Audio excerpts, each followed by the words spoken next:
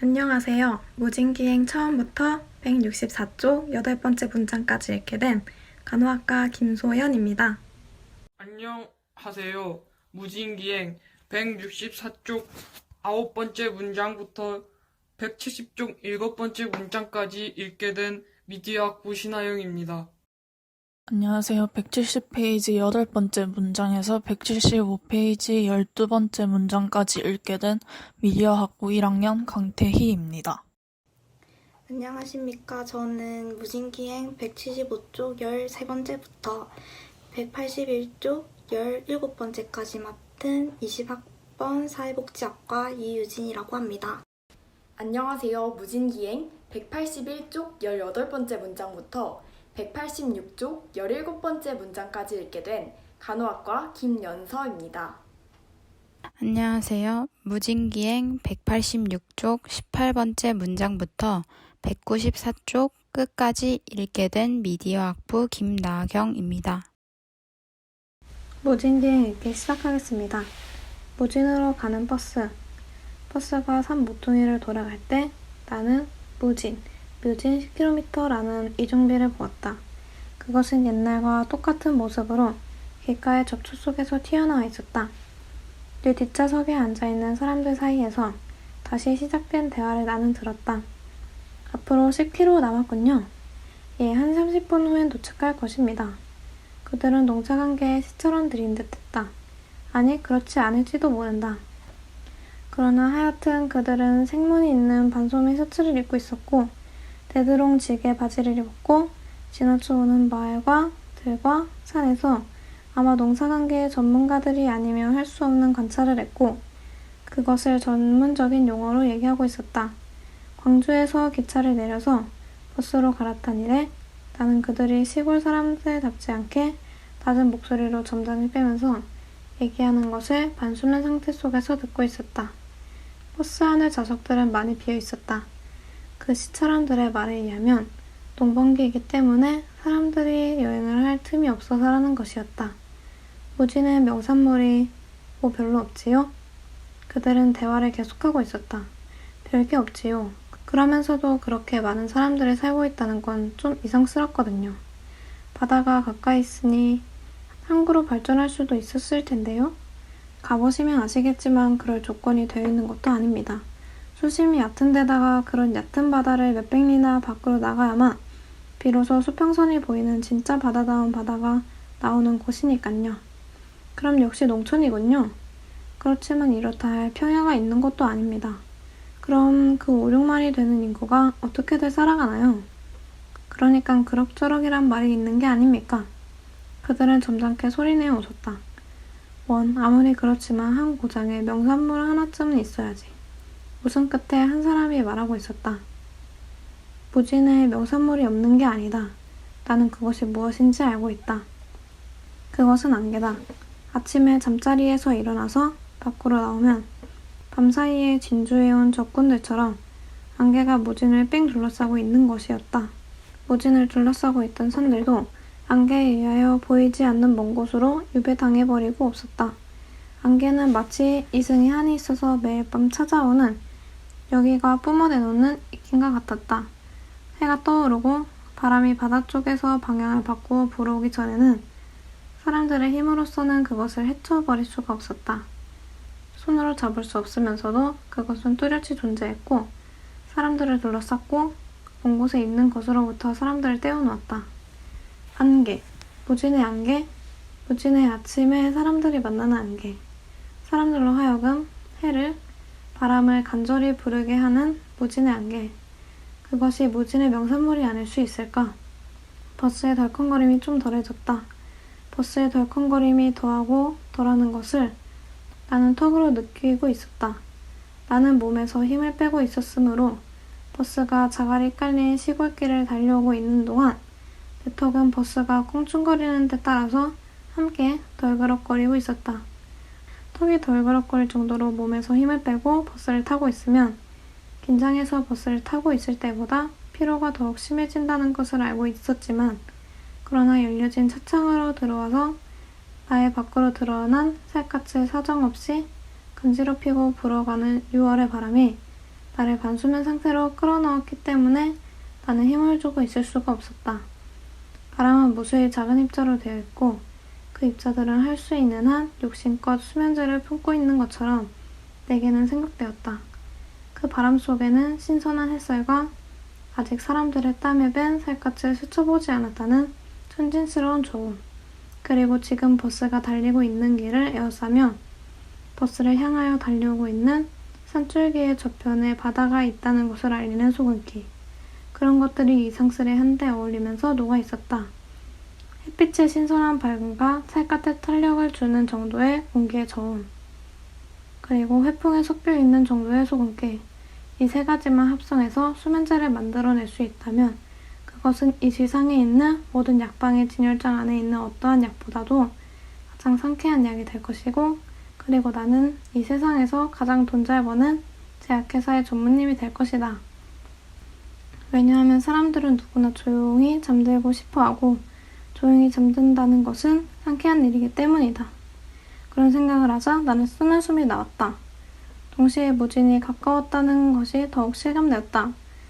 무진에 오기만 하면 내가 하는 생각이란 항상 그렇게 엉뚱한 공상들이었고 뒤죽박죽이었던 것이다. 다른 어느 곳에서도 하지 않았던 엉뚱한 생각을 나는 무진에서는 아무런 부끄럼 없이 거침없이 해내곤 했었던 것이다. 아니, 무진에서는 내가 무엇을 생각하고 어쩌고 하는 게 아니라 어떤 생각들이 나의 밖에서 제멋대로 이루어진 뒤 나의 머릿속으로 밀고 들어오는 듯 했었다. 당신 안색이 아주 나빠져서 큰일 났어요. 어머님 산소에 다녀온다는 핑계를 대고 부진에 며칠 동안 계시다가 오세요. 주주총회에서의 일은 아버지하고 저하고 다 꾸며놓을게요. 당신은 오랜만에 신선한 공기를 쐬고 그리고 돌아와 보면 대회생 제약회사의 전무님이 되어 있을 게 아니에요? 라고 며칠 전날 밤 아내가 나의 파자마 깃을 손가락으로 만지작거리며 나에게 진심에서 나온 권유를 했을 때, 가기 싫은 심부름을 억지로 갈 때 아이들이 불평을 하듯이 내가 몇 마디 입안내 소리로 투덜댄 것도 무진에서는 항상 자신을 상실하지 않을 수 없었던 과거의 경험에 의한 조건만사였었다. 내가 나이가 좀 든 뒤로 무진에 간 것은 몇 차례 되지 않았지만 그 몇 차례 되지 않은 무진행이, 그러나 그때마다 내게는 서울에서의 실패로부터 도망해야 할 때거나 하여튼 무언가 새 출발이 필요할 때였었다. 새 출발이 필요할 때 무진으로 간다는 그것은 우연이 결코 아니었고, 그렇다고 무진에 가면 내게 새로운 용기라든가 새로운 계획이 술술 나오기 때문도 아니었었다. 오히려 무진에서의 나는 항상 처박혀 있는 상태였었다. 더러운 옷차림과 누런 얼굴로 나는 항상 골방 안에서 뒹굴었다. 내가 깨어있을 때에는 수없이 많은 시간의 대열이 멍하니 서 있는 나를 비웃으며 흘러가고 있었고, 내가 잠들어 있을 때는 긴긴 안목들이 거꾸러져 있는 나에게 혹독한 채찍질을 하였었다. 나의 무진에 대한 연상의 대부분은 나를 돌봐주고 있는 노인들에 대하여 신경질을 부리던 것과 골방 안에서의 공상과 불면을 쫓아보려고 행하던 수음과 곧잘 편도선을 붓게 하던 독한 담배꽁초와 우편배달부를 기다리던 초조함 따위거나 그것들에 관련된 어떤 행위들이었었다. 물론 그것들만 연상되었던 것은 아니다. 서울의 어느 거리에서고 나의 청각이 문득 외부로 향하면 무자비하게 쏟아져 들어오는 소음에 비틀거릴 때거나 밤늦게 신당동 집 앞에 포장된 골목을 자동차로 올라갈 때 나는 물이 가득한 강물이 흐르고 잔디로 덮인 방죽이 시오를 밖에 바닷가까지 뻗어나가 있고 작은 숲이 있고 다리가 많고 골목이 많고 땀이 많고 높은 포플러가 에어싼 운동장을 가진 학교들이 있고 바닷가에서 주워온 까만 자갈이 깔린 틀을 가진 사무소들이 있고 대로 한 등 와상이 밤거리에 나 앉아 있는 시골을 생각했고 그것은 무진이었다. 문득 한 적이 그리울 때도 나는 무진을 생각했었다. 그러나 그럴 때의 무진은 내가 관념 속에서 그리고 있는 어느 아늑한 장소일 뿐이지 거기엔 사람들이 살고 있지 않았다. 무진이라고 하면 그것의 연상은 아무래도 어둡던 나의 청년이었다. 그렇다고 무진의 연상이 꾸리처럼 항상 나를 따라다녔다는 것은 아니다. 차라리 나의 어둡던 세월이 일단 지나가버린 지금은 나는 거의 항상 무진을 잊고 있었던 편이다. 어제 저녁 서울역에서 기차를 탈 때에도 물론 전속 나온 아내와 회사 직원 몇 사람에게 일러둘 말이 너무 많아서 거기에 정신이 쏠려 있던 탓도 있었겠지만 하여튼 나는 무진에 대한 그 어두운 기억들이 그다지 실감나게 되살아오지는 않았다.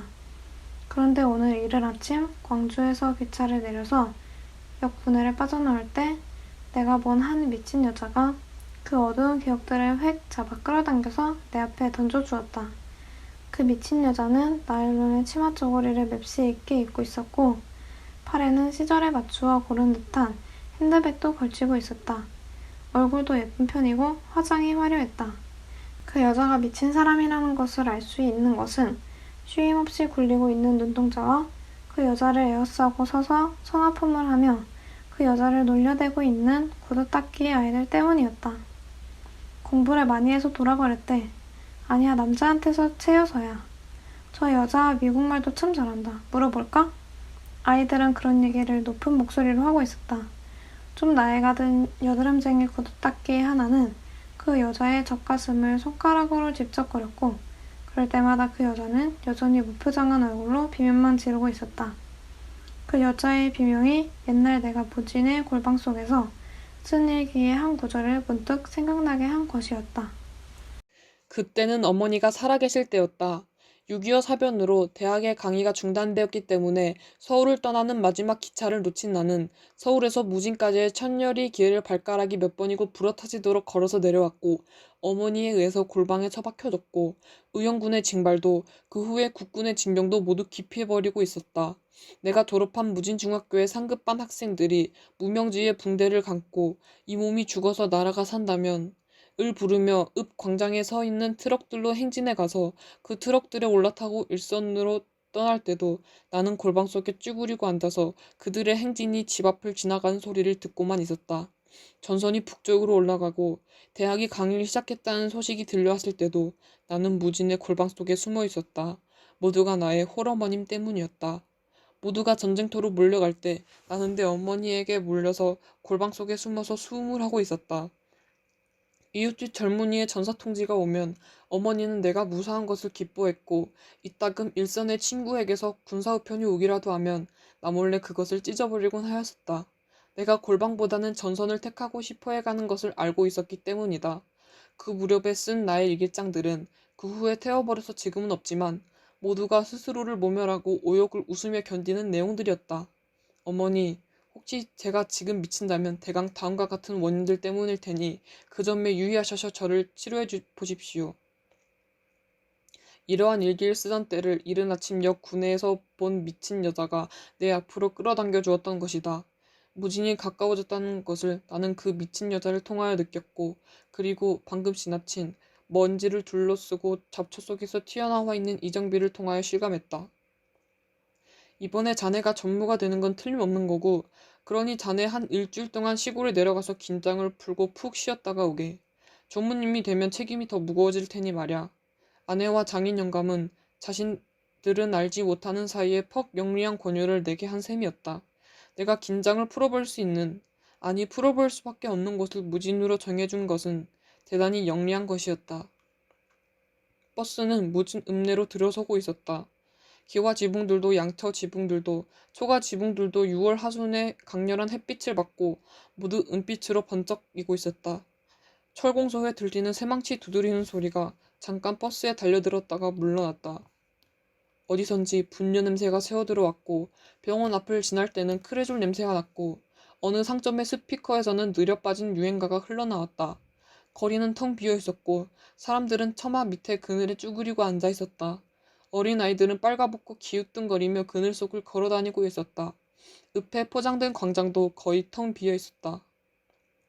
햇빛만이 눈부시게 그 광장 위에서 끓고 있었고 그 눈부신 햇살 속에서 정적 속에서 개 2마리가 혀를 빼물고 교미를 하고 있었다. 밤에 만난 사람들. 점심 식사를 하기 조금 전에 나는 낮잠에서 깨어나서 신문지국들이 몰려있는 거리로 갔다. 이모님 댁에서는 신문을 구독하고 있지 않았다. 그렇지만 신문은 도희인이 누구나 그렇듯이 이제 내 생활의 일부로써 내 하루의 시작과 끝을 맡아보고 있었던 것이다. 내가 찾아간 신민지국에 나는 이모님 댁의 주소와 약도를 그려주고 나왔다. 밖으로 나올 때 나는 내 등 뒤에서 지국 안에 있던 사람들이 그들끼리 무엇하고 수군거리는 소리를 들었다. 아마 나를 알고 있는 사람들이었던 모양이다. 그래? 거만하게 생겼는데 출세했다지? 옛날 폐병. 그런 속삭임 속에서 나는 밖으로 나오면서 은근히 한마디를 기다리고 있었다. 그러나 결국 안녕히 가십시오는 나오지 않고 말았다. 그것이 서울과의 차이점이었다. 그들은 이제 점점 수군거림의 소용돌이 속으로 끌려 들어가고 있으리라. 자기 자신조차 잊어버리면서 나중에 그 소용돌이 밖으로 내던져졌을 때 자기들이 느낄 공허함도 모른다는 듯이 수군거리고 또 수군거리고 있으리라. 바다가 있는 쪽에서 바람이 불어오고 있었다. 몇 시간 전에 버스에서 내릴 때보다 거리는 많이 번잡해졌다. 학생들이 학교에서 돌아오고 있었다. 그들은 책가방이 주책스러운 모양인지 그것을 뱅뱅 돌리기도 하며 어깨 너머로 넘겨들기도 하며 두 손으로 껴안기도 하며 혀끝에 침으로써 방울을 만들어서 그것을 입바람으로 훅 불어 날리곤 했다. 학교 선생들과 사무소 직원들도 달그락거리는 빈 도시락을 들고 축 늘어져서 지나가고 있었다. 그러자 나는 이 모든 것이 장난처럼 생각되었다. 학교에 다닌다는 것, 학생들을 가르친다는 것, 사무소에 출근했다가 퇴근하는 이 모든 것이 실없는 장난이라는 생각이 든 것이다. 사람들이 거기에 매달려서 낑낑댄다는 것이 우습게 생각되었다. 이모님 댁으로 돌아와서 저녁을 먹고 있을 때 나는 방문을 받았다. 박이라고 하는 묵진중학교의 내 몇 해 후배였다. 한때 독서광이었던 나를 그 후배는 무척 존경하는 눈치였다. 그는 학생 시대의 이른바 문학 소년이었던 것이다. 미국 작가인 피츠제럴드를 좋아한다고 하는 그 후배는 그러나 피츠제럴드의 팬답지 않게 아주 얌전하고 매사에 엄숙했고 그리고 가난하였다. 신문지국에 있는 제 친구에게서 내려오셨다는 얘기 들었습니다. 웬일이십니까? 그는 정말로 반가워해 주었다. 무진은 왜 내가 못 올 텐가? 그렇게 대답하며 나는 내 말투가 마음에 거슬렸다. 너무 오랫동안 오시지 않았으니까 그러는 거죠. 제가 군대에서 막 제대했을 때 오시고 이번이 처음이니까 벌써 한 4년 되는군. 4년 전 나는 내가 격리의 일을 보고 있던 제약회사가 좀 더 큰 다른 회사와 합병되는 바람에 일자리를 잃고 무진으로 내려왔던 것이다. 아니, 단지 일자리를 잃었던 이유만으로 서울을 떠났던 것은 아니다. 동거하고 있던 희만 그대로 내 곁에 있어 주었던들 시리의 무진행은 없었으리라. 결혼하셨다 하더군요. 박이 물었다. 자넨? 전 아직 참 좋은 데로 장가 드셨다고를 하더군요. 그래? 자넨 왜 여태 결혼하지 않고 있나? 자네 금년에 어떻게 되지? 29입니다. 29이라. 아홉수가 원래 사납다고들 하대만 금년에 어떻게 해보지 그래? 글쎄요. 박은 소년처럼 머리를 긁었다. 4년 전이니까 그 해에 내 나이가 29이었었고 희가 내 곁에서 달아나 버릴 무렵에 지금 아내의 전 남편이 죽었던 것이다. 무슨 나쁜 일이 있었던 건 아니겠죠? 옛날에 내 무진행의 내용을 다소 알고 있는 박은 그렇게 물었다. 아마 승진이 될 모양인데 며칠 후 휴가를 얻었지. 잘 되셨군요. 해방 후에 무진중학 출신 중에선 형님이 제일 출세하셨다고들 하고 있어요. 내가? 나는 웃었다. 예, 형님하고 형님 동기 중에서 조형하고요. 조라니, 나하고 친하게 지내던 애 말인가?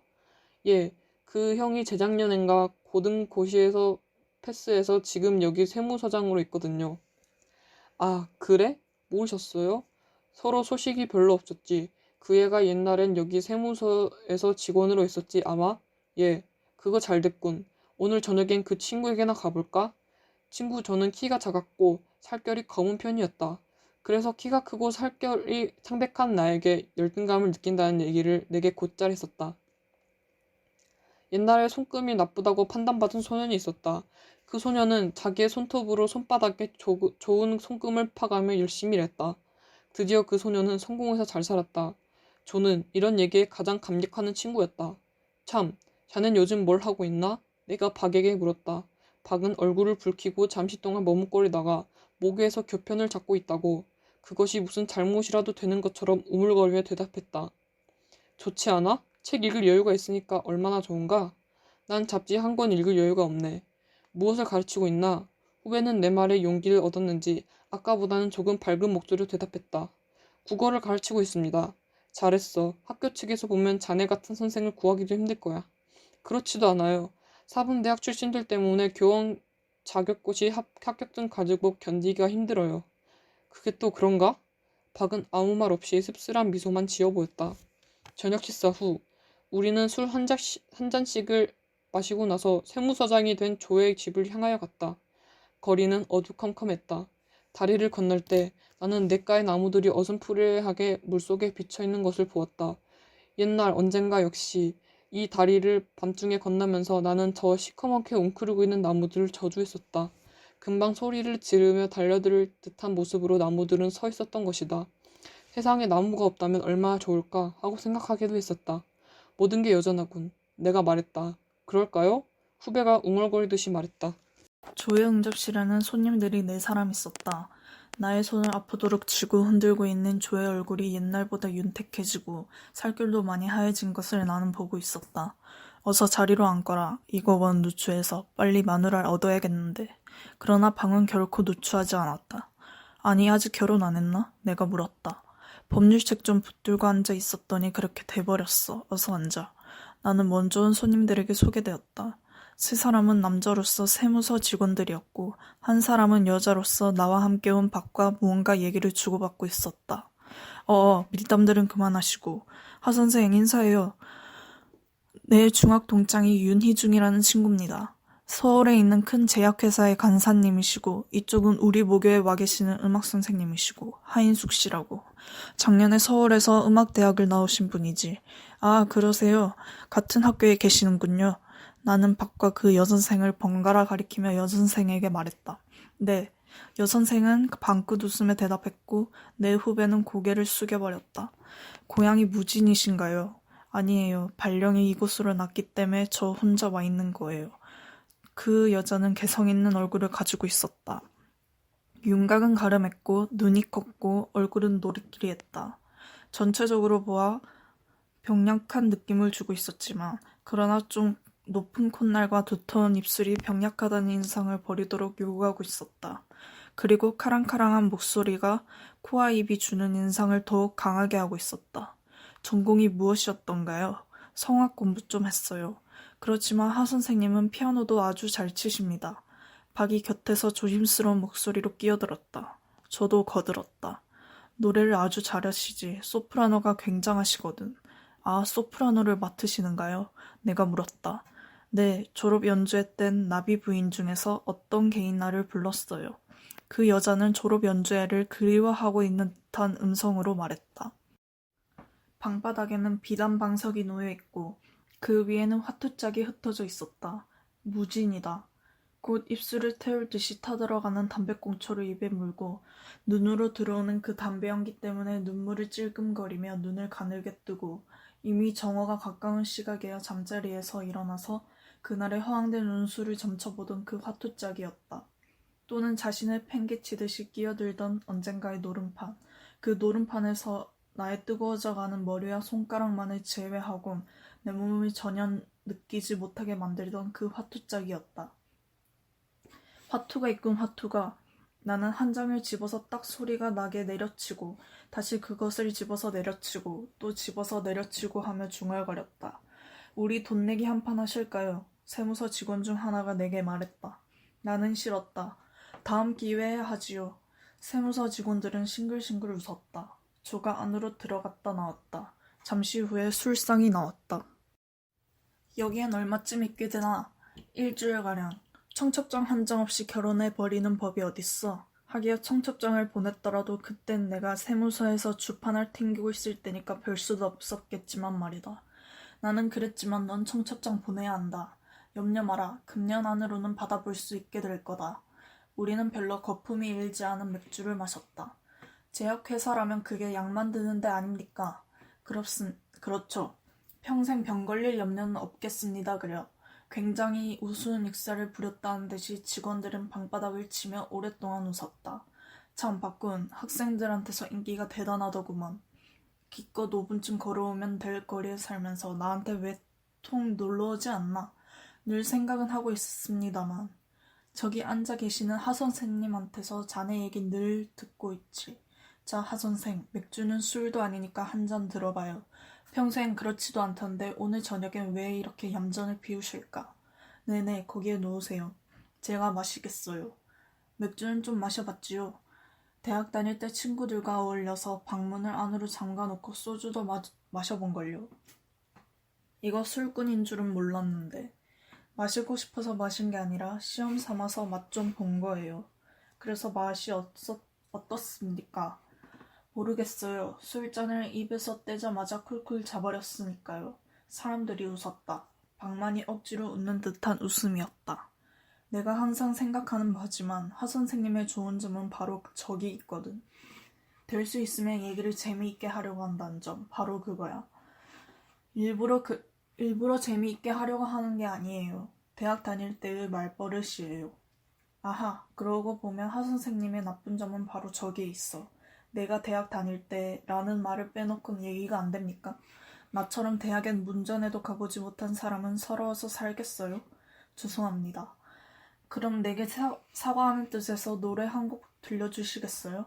그거 좋습니다. 좋지요. 한번 들어봅시다. 사람들이 박수를 쳤다. 여선생은 머뭇거렸다. 서울 손님도 오고 했으니까 그 지난번에 부르던 거 참 좋습니다. 조는 재촉했다. 그럼 부릅니다. 여선생은 거의 무표정한 얼굴로 입을 조금만 달싹거리며 노래를 부르기 시작했다.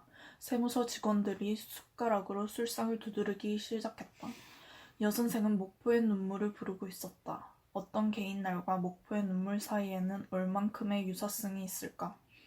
무엇이 저 아리아들로서 길들여진 성대에서 유행가를 나오게 하고 있을까? 그 여자가 부르는 목포의 눈물에는 작부들이 부르는 그것에서 들을 수 있는 것과 같은 꺾임이 없었고 대체로 유행가를 살려주는 목소리에 갈라짐이 없었고 흔히 유행가가 내용으로 하는 청승맞음이 없었다. 그 여자의 목포의 눈물은 이미 유행가가 아니었다. 그렇다고 나비 부인 중에 아리아는 더욱 아니었다. 그것은 이전에 없었던 어떤 새로운 양식의 노래였다. 그 양식은 유행가가 내용으로 하는 청승맞음과는 다른 좀 더 무자비한 청승맞음을 포함하고 있었고 어떤 개인날의 그 절규보다도 훨씬 높은 옥타브의 절규를 포함하고 있었고 그 양식에는 머리를 풀어헤친 광야의 냉소가 스며 있었고 무엇보다도 시체가 썩는 듯한 무진의 그 냄새가 스며 있었다. 그 여자의 노래가 끝나자 나는 의식적으로 바보 같은 웃음을 띠고 박수를 쳤고 그리고 육감으로서랄까 나는 후배인 박이 이 자리에서 떠나고 싶어 한다는 것을 알았다. 나의 시선이 박에게로 갔을 때 나의 시선을 받은 박은 기다렸다는 듯이 자리에서 일어났다. 누군지가 그에게 앉아있기를 권했으나 박은 해사한 웃음을 띠며 거절했다. 먼저 실례합니다. 형님은 내일 또 뵙지요. 조는 대문까지 따라 나왔고 나는 한길까지 박을 바래다 주러 나갔다. 밤이 깊지 않았는데도 거리는 적막했다. 어디선지 개 짖는 소리가 들려왔고 쥐 몇 마리가 한길 위에서 무엇을 먹고 있다가 우리의 그림자에 놀라 흩어져 버렸다. 형님 보세요. 안개가 내리는군요. 과연 한길의 저 끝이 불이 드문드문 박혀있는 먼 주택지의 검은 풍경들이 점점 풀어져 가고 있었다. 자네 하선생을 좋아하고 있는 모양이군. 내가 물었다. 박은 다시 그 해서한 웃음을 띄었다. 그 여선생과 조군과 무슨 관계가 있는 모양이지? 모르겠습니다. 아마 조양이 결혼 대상자 중 하나로 생각하는 것 같아요. 자네가 그 여선생을 좋아한다면 좀 더 적극적으로 나가야 해. 잘해봐. 뭐 별로. 박은 소년처럼 말을 더듬거렸다. 그 속물들 틈에 앉아서 유행가를 부르고 있는 게 좀 딱해 보였을 뿐이지요. 그래서 나와버린 거죠. 박은 분노를 누르고 있는 듯이 나직나직 말했다. 클래식을 부를 장소가 있고 유행가를 부를 장소가 따로 있다는 것뿐이겠지. 뭐 딱할 것까지야 있나. 나는 거짓말로써 그를 위로했다. 박은 가고 나는 다시 속물들 틈에 끼었다. 무진에서는 누구나 그렇게 생각하는 것이다. 타인은 모두 속물들이라고. 나 역시 그렇게 생각하는 것이다. 타인이 하는 모든 행위는 무의와 똑같은 무게밖에 가지고 있지 않은 장난이라고. 밤이 퍽 깊어서 우리는 자리에서 일어났다. 조는 내가 자기 집에서 자고 가기를 권했다. 그러나 다음날 아침에 잠자리에서 일어나서 그 집을 나올 때까지의 부자유스러움을 생각하고 나는 기어코 밖으로 나섰다. 직원들도 도중에서 흩어져 가고 결국엔 나와 여자만이 남았다. 우리는 다리를 건너고 있었다. 검은 풍경 속에서 냇물은 하얀 모습으로 뻗어 있었고 그 하얀 모습의 끝은 안개 속으로 사라지고 있었다. 밤엔 정말 멋있는 고상이에요. 여자가 말했다. 그래요? 다행입니다. 내가 말했다. 왜 다행이라고 말씀하시는 줄 짐작하겠어요. 여자가 말했다. 어느 정도까지 짐작하셨어요? 내가 물었다. 사실은 멋이 없는 고상이니까요. 제 대답이 맞았어요. 거의. 우리는 다리를 다 건넜다. 거기서 우리는 헤어져야 했다. 그 여자는 냇물을 따라서 뻗어나간 길로 가야 했고 나는 곧장 난 길로 가야 했다. 아, 글로 가세요? 그럼. 내가 말했다. 조금만 바래다 주세요. 이 길은 너무 조용해서 무서워요. 여자가 조금 떨리는 목소리로 말했다. 나는 다시 여자와 나란히 서서 걸었다. 나는 갑자기 이 여자와 친해진 것 같았다. 다리가 끝나는 바로 거기에서부터. 그 여자가 정말 무서워서 떠는 듯한 목소리로 내게 바래다 주기를 청했던 바로 그때부터 나는 그 여자가 내 생애 속에 끼어든 것을 느꼈다. 내 모든 친구들처럼.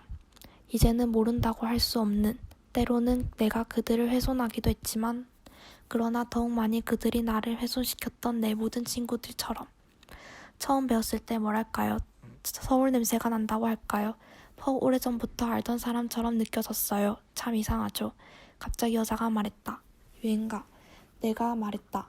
네? 아니 유행가는 왜 부르십니까? 성악 공부한 사람들은 될 수 있는 대로 유행가를 멀리하지 않았던가요? 그 사람들은 항상 유행가만 부르라고 하거든요. 대답하고 나서 여자는 부끄러운 듯이 나지막하게 소리내어 웃었다. 유행가를 부르지 않으려면 거기에 가지 않는 게 좋다고 얘기하면 내정 간섭이 될까요? 정말 앞으론 가지 않을 작정이에요. 정말 보잘것없는 사람들이에요. 그럼 왜 여태까진 거기에 놀러 다녔습니까? 심심해서요. 여자는 힘없이 말했다. 심심하다. 그래, 그게 가장 정확한 표현이다. 아까 바꾸는 하 선생님께서 유행가를 부르고 계시는 게 보기에 딱하다고 하면서 나가버렸지요. 나는 어둠 속에서 여자의 얼굴을 살폈다. 박 선생님은 정말 꽁생원이에요. 여자는 유쾌한 듯이 높은 소리로 웃었다. 선량한 사람이죠. 내가 말했다. 네, 너무 선량해요. 박군이 하 선생님을 사랑하고 있다고 생각을 해본 적은 없었던가요? 아이, 하 선생님 하지 마세요. 오빠라고 해도 제가 큰 오빠뻘이나 되실 텐데요. 그럼 뭐라고 부릅니까? 그냥 제 이름을 불러주세요. 인숙이라고요. 인숙이. 나는 낮은 소리로 중얼거려 보았다. 그게 좋군요. 나는 말했다. 인숙이 왜 내 질문을 피하지요? 무슨 질문을 하셨던가요? 여자는 웃으면서 말했다. 우리는 논 곁을 지나가고 있었다. 언젠가 여름밤 멀고 가까운 논에서 들려오는 개구리들의 울음소리를 마치 수많은 비단 쪽의 껍데기를 한꺼번에 맛보빌 때 나는 듯한 소리를 듣고 있을 때 나는 그 개구리 울음소리들이 나의 감각 속에서 반짝이고 있는 수없이 많은 별들로 바뀌어져 있는 것을 느끼곤 했었다. 청각의 이미지가 시각의 이미지로 바뀌어지는 이상한 현상이 나의 감각 속에서 일어나곤 했었던 것이다. 개구리 울음소리가 반짝이는 별들이라고 느낀 나의 감각은 왜 그렇게 뒤죽박죽이었을까? 그렇지만 밤하늘에서 쏟아질 듯이 반짝이고 있는 별들을 보고 개구리의 울음소리가 귀에 들려오는 듯 했었던 것은 아니다. 별들을 보고 있으면 나는 나와 어느 별과 그리고 그 별과 또 다른 별들 사이의 안타까운 거리가 과학책에서 배운 바로서가 아니라 마치 나의 눈이 점점 정확해져 가고 있는 듯이 나의 시력에 뚜렷이 보여오는 것이었다. 나는 그 도달할 길 없는 거리를 보는데 흘려서 멍하니 서 있다가 그 순간 속에서 그대로 가슴이 터져버리는 것 같았었다. 왜 그렇게 못 견디어 했을까? 별이 무수히 반짝이는 밤하늘을 보고 있던 옛날 나는 왜 그렇게 분해서 못 견디어 했을까? 뭘 생각하고 계세요? 여자가 물어왔다. 개구리 울음소리. 대답하며 나는 밤하늘을 올려다보았다. 내리고 있는 안개에 가려서 별들이 흐릿하게 떠보였다. 어머, 개구리 울음소리. 정말이에요. 제겐 여태까지 개구리 울음소리가 들리지 않았어요. 무진의 개구리는 밤 12시 이후에만 우는 줄로 알고 있었는데요. 12시 이후에요? 네. 밤 12시가 넘으면 제가 방을 얻어있는 주인 댁 라디오 소리도 꺼지고 들리는 거라곤 개구리 울음소리뿐이거든요. 밤 12시가 넘도록 잠을 자지 않고 뭘 하시죠? 그냥 가끔 그렇게 잠이 오지 않아요. 그냥 그렇게 잠이 오지 않는다. 아마 그건 사실이리라. 사모님 예쁘게 생기셨어요? 여자가 갑자기 물었다. 제 아내 말씀이신가요? 네. 예쁘죠? 나는 웃으면서 대답했다. 행복하시죠? 돈이 많고 예쁜 부인이 있고 귀여운 아이들이 있고 그러면 아이들은 아직 없으니까 조금 덜 행복하겠군요. 어머, 결혼은 언제 하셨는데 아직 아이들이 없어요? 이제 3년 좀 넘었습니다. 특별한 용무도 없이 여행하시면서 왜 혼자 다니세요? 이 여자는 왜 이런 질문을 할까? 나는 조용히 웃어버렸다. 여자는 아까보다 좀 더 명랑한 목소리로 말했다. 앞으로 오빠라고 부를 테니까 절 서울로 데려가 주시겠어요? 서울에 가고 싶으신가요? 네. 무진이 싫은가요? 미칠 것 같아요. 금방 미칠 것 같아요. 서울엔 제 대학 동창들도 많고. 아이, 서울로 가고 싶어 죽겠어요. 여자는 잠깐 내 팔을 잡았다가 얼른 놓았다. 나는 갑자기 흥분이 되었다. 나는 이 말을 찡그렸다. 찡그리고 또 찡그렸다. 그러자 흥분이 가셨다. 그렇지만 이젠 어디 가도 대학 시절과는 다를걸요. 인숙은 여자니까 아마 가정으로나 숨어버리기 전에는 어느 곳에 가든지 미칠 것 같을걸요. 그런 생각도 해봤어요. 그렇지만 지금 같아선 가정을 갖는다고 해도 미칠 것 같은 생각이 들어요. 정말 마음에 드는 남자가 아니면요. 정말 마음에 드는 남자가 있다고 해도 여기서는 살기가 싫어요. 전 그 남자에게 여기서 도망가자고 조를 거예요. 그렇지만 내 경험으로는 서울에서의 생활이 반드시 좋지도 않더군요. 책임뿐입니다. 그렇지만 여긴 책임도 무책임도 없는 곳인걸요. 하여튼 서울에 가고 싶어요. 절 데려가 주시겠어요? 생각해봅시다. 꼭이에요. 네. 나는 그저 웃기만 했다. 우리는 그 여자의 집 앞에까지 왔다. 선생님, 내일은 무얼 하실 계획이세요? 여자가 물었다. 글쎄요. 아침에 어머님 산소에 다녀와야 하겠고 그러고 나면 할 일이 없군요. 바닷가에나 가볼까 하는데요. 거긴 한때 내가 방을 얻어 있던 집이 있으니까 인사도 할 겸. 선생님, 내일 거긴 오후에 가세요. 왜요? 저도 같이 가고 싶어요. 내일은 토요일이니까 오전 수업뿐이에요. 그럽시다. 우리는 내일 만날 시간과 장소를 약속하고 헤어졌다. 나는 이상한 우울에 빠져서 터벅터벅 밤길을 걸어 이모댁으로 돌아왔다. 내가 이불 속으로 들어갔을 때 통금 사이렌이 불었다. 그것은 갑작스럽게 요란한 소리였다. 그 소리는 길었다. 모든 사물이 모든 사고가 그 사이렌에 흡수되어 갔다.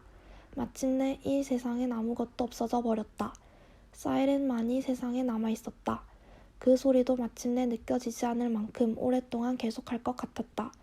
그때 소리가 갑자기 힘을 잃으면서 꺾였고 길게 신음하며 사라져 갔다. 내 사고만이 다시 살아났다.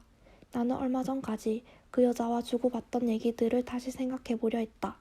많은 것을 얘기한 것 같은데 그러나 귀 속에는 우리의 대화가 몇 개 남아있지 않았다.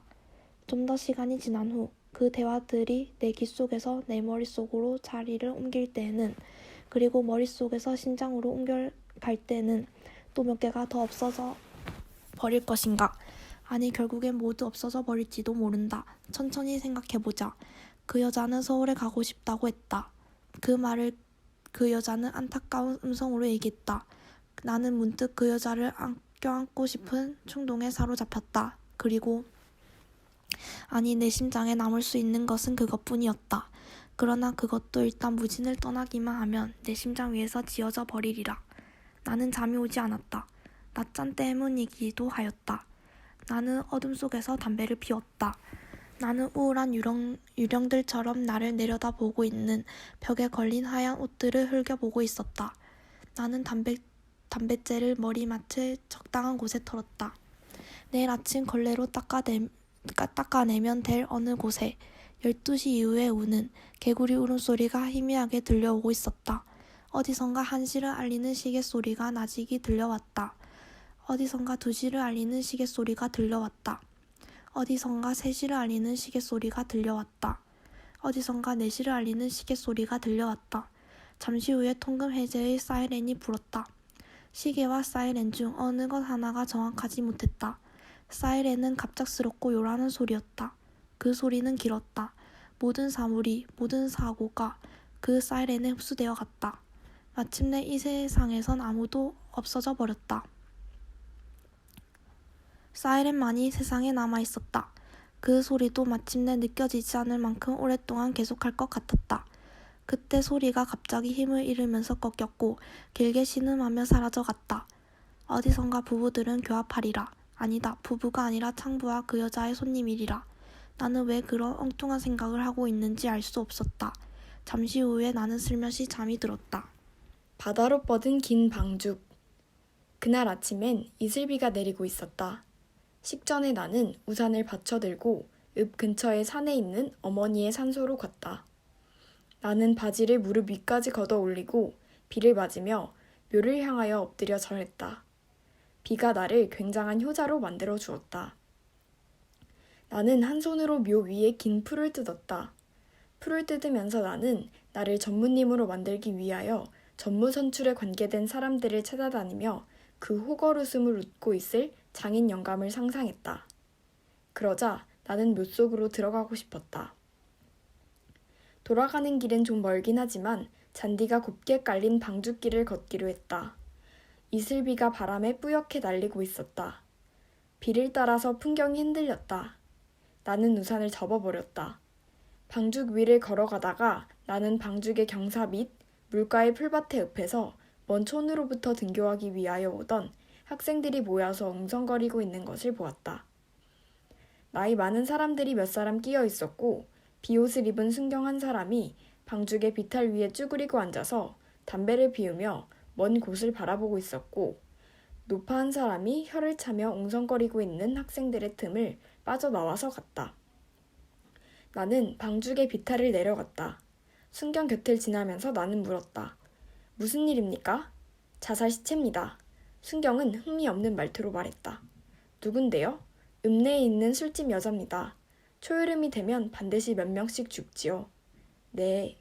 저 계집애는 아주 독살스러운 년이어서 안 죽을 줄 알았더니 저것도 별 수 없는 사람이었던 모양입니다. 네. 나는 물가로 내려가서 학생들 틈에 끼었다. 시체의 얼굴은 냇물을 향하고 있었으므로 내게는 보이지 않았다. 머리는 파마였고 팔과 다리가 하얗고 굵었다. 붉은색의 얇은 스웨터를 입고 있었고 하얀 스커트를 입고 있었다. 지난밤의 새벽은 추웠던 모양이다. 아니면 그 옷이 그 여자의 맘에 든 옷이었던가 보다. 푸른 꽃무늬 있는 하얀 고무신을 머리에 베고 있었다. 무엇인가를 싼 하얀 손수건이 그 여자의 축 늘어진 손에서 좀 떨어진 곳에 굴러 있었다. 하얀 손수건은 비를 맞고 있었고 바람이 불어도 조금도 나부끼지 않았다. 시체의 얼굴을 보기 위해서 많은 학생들이 냇물 속에 발을 담그고 이쪽을 향하여 서 있었다. 그들의 푸른색 유니폼이 물에 거꾸로 비쳐 있었다. 푸른색의 깃발들이 시체를 옹이하고 있었다. 나는 그 여자를 향하여 이상스레 정욕이 끓어오름을 느꼈다. 나는 급히 그 자리를 떠났다. 무슨 약을 먹었는지 모르지만 지금이라도 어쩌면 순경에게 내가 말했다. 저런 여자들이 먹는 건 청산가리입니다. 수면제 몇 알 먹고 떠들썩한 연극 같은 건 안 하지요. 그것만큼은 고마운 일이지만 나는 무진으로 오는 버스칸에서 수면제를 만들어 팔겠다는 공상을 한 것이 생각났다. 햇빛의 신선한 밝음과 살갗에 탄력을 주는 정도의 공기의 저온, 그리고 해풍에 섞여 있는 정도의 소금기. 이 세 가지를 합성하여 수면제를 만들 수 있다면, 그러나 사실 그 수면제는 이미 만들어져 있던 게 아닐까? 나는 문득 내가 간밤에 잠을 이루지 못하고 뒤척이고 있었던 게 이 여자의 임종을 지켜주기 위해서가 아니었을까 하는 생각이 들었다. 통금해제의 사이렌이 불고 이 여자는 약을 먹고 그제야 나는 슬며시 잠이 들었던 것만 같다. 갑자기 나는 이 여자가 나의 일부처럼 느껴졌다. 아프긴 하지만 아끼지 않으면 안 될 내 몸의 일부처럼 느껴졌다. 나는 접어둔 우산에 묻은 물을 휙휙 뿌리면서 집으로 돌아왔다. 집에는 세무서장인 조가 보낸 쪽지가 기다리고 있었다. 할 일 없으면 세무서로 좀 들러주게. 아침밥을 먹고 나는 세무서로 갔다. 이슬비는 그쳤으나 하늘은 흐렸다. 나는 조의 의도를 알 것 같았다. 서장실에 앉아있는 자기의 모습을 보여주고 싶은 거다. 아니, 내가 비꼬아서 생각하고 있는지 모른다. 나는 고쳐 생각하기로 했다. 그는 세무서장으로 만족하고 있을까? 아마 만족하고 있을 게다. 그는 무진에 어울리는 사람이다. 아니, 나는 다시 고쳐 생각하기로 했다. 어떤 사람을 잘 안다는 것, 잘 아는 체 한다는 것이 그 어떤 사람의 입장에서 보면 무척 불행한 일이다. 우리가 비난할 수 있고 적어도 평가하려고 드는 것은 우리가 알고 있는 사람에 하나는 것이기 때문이다. 조는 러닝셔츠 바람으로 바지는 무릎 위까지 걷어붙이고 부채를 붙이고 있었다. 나는 그가 초라해 보였고 그러나 그가 흰 커버를 씌운 회전의자 위에 앉아있는 것을 자랑스러워하는 듯한 몸짓을 해보일 때는 그가 가엾게 생각되었다. 바쁘지 않나? 내가 물었다. 나야 뭐 하는 일이 있어야지. 높은 자리라는 건 책임진다는 말만 중얼거리고 있으면 되는 모양이지. 그러나 그는 결코 한가하지 않았다. 여러 사람들이 드나들면서 서류에 조의 도장을 받아갔고 더 많은 서류들이 그의 미결함에 쌓였다. 월말에다가 토요일이 되어서 좀 바쁘다. 그는 말했다. 그러나 그의 얼굴은 그 바쁜 것을 자랑스럽게 여기고 있었다. 바쁘다. 자랑스러워할 틈도 없이 바쁘다. 그것은 서울에서의 나였다. 그만큼 여기에는 생활한다는 것에 서투를 수 있다고나 할까? 바쁘다는 것도 서투르게 바빴다. 그리고 그때 나는 사람이 자기가 하는 일에 서투르다는 것은 그것이 무슨 일이든지 설령 도둑질이라 할지라도 서투르다는 것은 보기에 딱하고 보는 사람을 신경질 나게 한다고 생각하였다. 미끈하게 일을 처리해버린다는 건 우리를 암신시켜준다. 참, 어저녁 하 선생이라는 여자는 내 색식감이냐? 내가 물었다. 색식감? 그는 높은 소리로 웃었다. 내 색식감이 그 정도로밖에 안 보이냐? 그가 말했다. 그 정도가 뭐 어때서? 야, 이 야가 빠진 놈아, 넌 빽좋고 돈 많은 과부를 물어놓고 기껏 내가 어디서 굴러온 줄도 모르는 말라빠진 음악 선생이나 차지하고 있으면 마음이 시원하겠다는 거야? 말하고 나서 그는 유쾌해 죽겠다는 듯이 웃어대었다. 너만큼만 사는 정도라면 여자가 거지라도 괜찮지 않아? 내가 말했다. 그래도 그게 아닙니다. 내 편에 나를 이끌어줄 사람이 없으면 처가 편에서라도 누가 있어야 하는 거야. 그가 대답했다. 그의 말투로는 우리는 공범자였다. 야, 세상 우습더라. 내가 고시에 패스하자마자 중매가 막 들어오는데 그런데 그게 모두 형편없는 것들이거든. 도대체 여자들이 성기 하나를 미천으로 해서 시집 가보겠다는 고 배짱들이 괘씸하단 말이야. 그럼 그 여선생도 그런 여자 중에 하나인가? 아주 대표적인 여자지. 어떻게나 쫓아다니는지 귀찮아 죽겠다. 퍽 똑똑한 여자일 것 같던데. 똑똑하기야 하지. 그렇지만 뒷조사를 해보았더니 집안이 너무 허술해. 그 여자가 여기서 죽는다고 해도 고향에서 그 여자를 데리러 올 사람 하나 변변하게 없거든. 나는 그 여자를 어서 만나보고 싶었다. 나는 그 여자가 지금 어디서 죽어가고 있는 것처럼 생각되었다. 어서 가서 만나보고 싶었다. 속도 모르는 박군은 그 여자를 좋아한대. 그가 말하면서 빙긋 웃었다. 박군이? 나는 놀란 채 했다. 그 여자에게 편지를 보내어 호소를 하는데 그 여자가 모두 내게 보여주거든. 박군은 내게 연애 편지를 쓰는 셈이지. 나는 그 여자를 만나보고 싶은 생각이 싹 가셨다. 그러나 잠시 후엔 그 여자를 어서 만나보고 싶다는 생각이 되살아났다. 지난 봄엔 그 여자를 데리고 절에 한번 갔었지. 어떻게 해보려고 했는데 요 영리한 게 결혼하기 전까지는 절대로 안 된다는 거야. 그래서 무한만 당하고 말았지. 나는 그 여자에게 감사했다. 시간이 됐을 때 나는 그 여자와 만나기로 한 읍내에서 좀 떨어진 바다로 뻗어나가고 있는 방죽으로 갔다. 노란 파라솔 하나가 멀리 보였다. 그것이 그 여자였다. 우리는 구름이 낀 하늘 밑을 나란히 걸어갔다. 저 오늘 박 선생님께 선생님에 관해서 여러 가지 물어봤어요. 그래요? 무얼 제일 중요하게 물어보았을 것 같아요? 나는 전혀 짐작할 수 없었다. 그 여자는 잠시 동안 키득키득 웃었다. 그리고 말했다. 선생님의 혈액형을 물어봤어요. 내 혈액형을요? 전 혈액형에 대해서 이상한 믿음을 가지고 있어요. 사람들이 꼭 자기의 혈액형이 나타내주는 그 생물책에 씌어있지 않아요? 꼭 그 성격대로이기만 했으면 좋겠어요. 그럼 세상에 손가락으로 꼽을 정도의 성격밖에 없을 게 아니에요? 그게 어디 믿음입니까? 희망이지. 전 제가 바라는 것은 그대로 믿어버리는 성격이에요. 그건 무슨 혈액형입니까? 바보라는 이름의 혈액형이에요. 우리는 후덥지근한 공기 속에서 괴롭게 웃었다. 나는 그 여자의 프로필을 훔쳐보았다. 그 여자는 이제 웃음을 그치고 입을 꾹 다물고 그 커다란 눈으로 앞을 똑바로 응시하고 있었고 코끝에 땀이 맺혀 있었다. 그 여자는 어린아이처럼 나를 따라오고 있었다. 나는 나의 한 손으로 그 여자의 한 손을 잡았다. 그 여자는 놀란 듯했다. 나는 얼른 손을 놓았다. 잠시 후에 나는 다시 손을 잡았다. 그 여자는 이번에 놀라지 않았다. 우리가 잡고 있는 손바닥과 손바닥 틈으로 희미한 바람이 새어나가고 있었다. 무작정 서울에만 가면 어떻게 할 작정이요? 내가 물었다. 이렇게 좋은 오빠가 있는데 어떻게 해주겠지요? 여자는 나를 쳐다보며 방긋 웃었다. 신랑감이야 수두룩하긴 하지만 서울보다는 고향에 가 있는 게 낫지 않을까요? 고향보단 여기가 나아요. 그럼 여기 그대로 있는 게... 아이 선생님 절 데리고 가시자는 작정이시군요. 여자는 울상을 지으며 내 손을 뿌리쳤다. 사실 나는 나 자신을 알 수 없었다. 사실 나는 감상이나 연민으로서 세상을 향하고 서는 나이도 지난 것이다. 사실 나는 몇 시간 전 조가 얘기했듯이 빼기 좋고 돈 많은 과부를 만나는 것을 반드시 바랬던 것은 아니지만 결과적으로 잘 되었다고 생각하고 있는 사람인 것이다. 나는 내게서 달아나 버렸던 여자에 대한 것과는 다른 사랑을 지금의 내 아내에 대하여 갖고 있었다.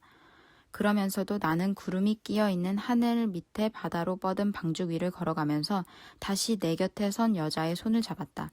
나는 지금 우리가 찾아가고 있는 집에 대하여 여자에게 설명해 주었다. 어느 해 나는 그 집에서 방 한 칸을 얻어들고 더러워진 나의 폐를 씻기고 있었다. 어머니도 세상을 떠나간 뒤였다. 이 바닷가에서 보낸 1년, 그때 내가 쓴 모든 편지들 속에서 사람들은 쓸쓸하다라는 단어를 쉽게 발견할 수 있었다. 그 단어는 다소 천박하고 이제는 사람의 가슴에 호소해오는 능력도 거의 상실해버린 사어 같은 것이지만 그러나 그 무렵에 내게는 그 말밖에 써야 할 말이 없는 것처럼 생각되었었다. 아침에 백사장을 거니는 산보에서 느끼는 시간의 지루함과 낮잠에서 깨어나서 식은 땀이 줄줄 흐르는 이마를 손바닥으로 닦으며 느끼는 허전함과 깊은 밤에 악몽으로부터 깨어나서 쿵쿵 소리를 내며 급하게 뛰고 있는 심장을 한 손으로 누르며 밤바다의 그 애처로운 울음소리에 귀를 기울이고 있을 때 안타까움, 그런 것들이 굴 껍데기처럼 다닥다닥 붙어 떨어질 줄 모르는 나의 생활을 나는 쓸쓸하다라는 지금의 생각하면 헛개비 같은 단어 하나로 대신시켰던 것이다. 바다는 상상도 되지 않는 먼지 낀 도시에서 바쁜 일가 중에 무표정한 우편 배달부가 던져주고 간 나의 편지 속에서 쓸쓸하다라는 말을 보았을 때 그 편지를 받은 사람이 과연 무엇을 느끼거나 상상할 수 있었을까? 그 바닷가에서 그 편지를 내가 띄우고 도시에서 내가 그 편지를 받았다고 가정할 경우에도 내가 그 바닷가에서 그 단어에 걸어보던 모든 것에 만족할 만큼 도시에 내가 바닷가의 나의 심경에 공명할 수 있었을 것인가? 아니, 그것이 필요하기나 했었을까? 그러나 정확하게 말하자면 그 무렵 편지를 쓰기 위해 책상 앞으로 다가가고 있던 나도 지금에 와서 내가 하고 있는 바와 같은 가정과 질문을 어렴풋이나마 하고 있었고 그 대답을 아니다라고 생각하고 있었던 듯하다. 그러면서도 그는 그 속에 쓸쓸하다라는 단어가 씌어진 편지를 썼고 때로는 바다가 암청색으로 서투르게 그려진 엽서를 사방으로 띄웠다. 세상에서 제일 먼저 편지를 쓴 사람은 어떤 사람이었을까요? 내가 말했다. 아이 편지, 정말 편지를 받는 것처럼 기쁜 일은 없어요. 정말 누구였을까요? 아마 선생님처럼 외로운 사람이었겠죠? 여자의 손이 내 손 안에서 꼼지락거렸다. 나는 그 손이 그렇게 말하고 있는 듯한 느낌이 들었다. 그리고 인숙이처럼 내가 말했다. 네, 우리는 서로 고개를 마주보며 웃음 지었다. 우리는 우리가 찾아가는 집에 도착했다. 세월이 그 집과 그 집 사람들만은 피해서 지나갔던 모양이다.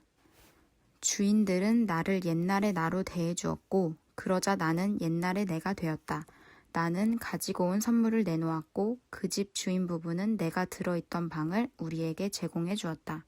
나는 그 방에서 여자의 조바심을 마치 칼을 들고 달려드는 사람으로부터 누군지가 자기의 손에서 칼을 빼앗아 주지 않으면 상대편을 찌르고 말 듯한 절망을 느끼는 사람으로부터 칼을 빼앗듯이 그 여자의 조바심을 빼앗아 주었다. 그 여자는 처녀는 아니었다. 우리는 다시 방문을 열고 물결이 다소 거센 바다를 내려다보며 오랫동안 말없이 누워 있었다. 서울에 가고 싶어요. 단지 그것뿐이에요. 한참 후에 여자가 말했다. 나는 손가락으로 여자의 볼 위에 의미 없는 도화를 그리고 있었다. 세상에 착한 사람이 있을까? 나는 방으로 불어오는 해풍 때문에 불이 꺼져버린 담배에 다시 불을 붙이며 말했다. 절 나무라시는 거죠? 착하게 보아주려는 마음이 없으면 아무도 착하지 않을 거예요. 나는 우리가 불교도라고 생각했다. 선생님은 착한 분이세요? 인숙이가 믿어주는 한. 나는 다시 한번 우리가 불교도라 생각했다. 여자가 누운 채 내게 조금 더 다가왔다. 바닷가로 나가요. 네? 노래 불러드릴게요. 여자가 말했다. 그러나 우리는 일어나지 않았다. 바닷가로 나가요. 네? 방은 너무 더워요. 우리는 일어나서 밖으로 나왔다. 우리는 백사장을 걸어서 인가가 보이지 않는 바닷가의 바위 위에 앉았다. 파도가 거품을 숨겨가지고 와서 우리가 앉아있는 바위 밑에 그것을 뿜어놓았다. 선생님, 여자가 나를 불렀다. 나는 여자 쪽으로 고개를 돌렸다. 자기 자신이 싫어지는 것을 경험하신 적이 있으세요? 여자가 꾸민 명랑한 목소리로 물었다. 나는 기억을 헤쳐보았다. 나는 고개를 끄덕이며 말했다. 언젠간 나와 함께 자던 친구가 다음날 아침에 내가 코를 골면서 자더라는 것을 알려주었을 때였지. 그땐 정말이지 살맛이 나지 않았어. 나는 여자를 웃기기 위해서 그렇게 말했다. 그러나 여자는 웃지 않고 조용히 고개만 끄덕거렸다. 한참 후에 여자가 말했다. 선생님, 저 서울에 가고 싶지 않아요. 나는 여자의 손을 달라고 하여 잡았다. 나는 그 손을 힘을 주면서 말했다. 우리 서로 거짓말은 하지 말기로 해. 거짓말이 아니에요. 여자는 방긋 웃으면서 말했다. 어떤 개인 날을 불러드릴게요. 그렇지만 오늘은 흐린걸? 나는 어떤 개인 날에 그 이별을 생각하며 말했다. 흐린 날엔 사람들은 헤어지지 말기로 하자. 손을 내밀고 그 손을 잡는 사람이 있으면 그 사람을 가까이 좀 더 가까이 끌어당겨 주기로 하자. 나는 그 여자에게 사랑한다고 말하고 싶었다. 그러나 사랑한다라는 그 국어의 어색함이 그렇게 말하고 싶은 나의 충동을 쫓아버렸다. 우리가 바닷가에서 읍내로 돌아온 것은 저녁의 어둠이 밀려든 뒤였다. 읍내에 들어오기 전에 우리는 방주기에서 키스했다. 전 선생님께서 여기 계시는 일주일 동안만 멋있는 연애를 할 계획이니까 그렇게 알고 계세요. 헤어지면서 여자가 말했다. 그렇지만 내 힘이 더 세니까 별 수 없이 내게 끌려서 서울까지 가게 될걸? 내가 말했다. 집으로 돌아와서 나는 후배인 박이 낮에 다녀간 것을 알았다. 그는 내가 무진에 계시는 동안 심심하지 않을까 하여 읽으시라고 책 3권을 두고 갔다. 그가 저녁에 다시 오겠다고 하더라는 얘기를 이모가 내게 했다. 나는 피로를 핑계로 아무도 만나기 싫다는 뜻을 이모에게 알려두었다. 이모는 내가 바닷가에서 아직 돌아오지 않았다고 대답하겠다고 말했다. 나는 아무것도 생각하고 싶지 않았다. 아무것도. 나는 이모에게 소주를 사오게 하여 취해서 잠이 들 때까지 마셨다. 새벽녘에 잠깐 잠이 깨었다. 나는 이유를 집어낼 수 없이 가슴이 두근거렸는데 그것은 불안이었다. 인숙이 하고 나는 중얼거려 보았다. 그리고 곧 다시 잠이 들어버렸다. 당신은 무진을 떠나고 있습니다. 나는 이모가 나를 흔들어 깨워서 눈을 떴다. 늦은 아침이었다. 이모는 전보 한 통을 내게 건네주었다. 엎드려 누운 채 나는 전보를 펴보았다. 27일 회의 참석 필요. 급상경 바람 0. 27일은 모레였고 0은 아내였다. 나는 아프도록 쑤시는 이마를 베개에 대었다. 나는 숨을 거칠게 쉬고 있었다. 나는 내 호흡을 진정시키려고 했다. 아내의 전보가 무진에 와서 내가 한 모든 행동과 사고를 내게 점점 명료하게 드러내 보여주었다. 모든 것이 선입관 때문이었다. 결국 아내의 전보는 그렇게 얘기하고 있었다. 나는 아니라고 고개를 저었다. 모든 것이 흔히 여행자에게 주어지는 그 자유 때문이라고 아내의 전보는 말하고 있었다. 나는 아니라고 고개를 저었다. 모든 것이 세월에 의하여 내 마음속에서 잊혀질 수 있다고 전보는 말하고 있었다. 그러나 상처가 남는다고 나는 고개를 저었다. 오랫동안 우리는 다투었다. 그래서 전보와 나는 타협안을 만들었다. 한 번만, 마지막으로 한 번만 이 무진을, 안개를 외롭게 미쳐가는 것을, 유행가를 술집 여자의 자살을, 배반을 무책임을 긍정하기로 하자. 마지막으로 한 번만이다. 꼭 한 번만. 그리고 나는 내게 주어진 한정된 책임 속에서만 살기로 약속한다. 전보여. 새끼손가락을 내밀어라. 나는 거기에 내 새끼손가락을 걸어서 약속한다. 우리는 약속했다. 그러나 나는 돌아서서 전보의 눈을 피하여 편지를 썼다. 갑자기 떠나게 되었습니다. 찾아가서 말로써 오늘 제가 먼저 가는 것을 알리고 싶었습니다만 대화란 항상 의외의 방향으로 나가버리기를 좋아하기 때문에 이렇게 글로써 알리는 것입니다. 간단히 쓰겠습니다. 사랑하고 있습니다. 왜냐면 당신은 저 자신이기 때문에 적어도 제가 어렴풋이나마 사랑하고 있는 옛날의 저의 모습이기 때문입니다. 저는 옛날의 저를 오늘의 저로 끌어다 놓기 위하여 가진 노력을 다하였듯이 당신을 햇볕 속으로 끌어다 놓기 위하여 있는 힘을 다할 작정입니다. 저를 믿어주십시오. 그리고 서울에서 준비가 되는 대로 소식들이면 당신은 무진을 떠나서 제게 와주십시오. 우리는 아마 행복할 수 있을 것입니다. 쓰고 나서 나는 그 편지를 읽어봤다. 또 한 번 읽어봤다. 그리고 찢어버렸다. 덜컹거리는 달리는 버스 속에 앉아서 나는 어디쯤에선가 길가에 세워진 하얀 팻말을 보았다. 거기에는 선명한 검은 글씨로 당신은 무진읍을 떠나고 있습니다. 안녕히 가십시오 라고 쓰여 있었다. 나는 심한 부끄러움을 느꼈다.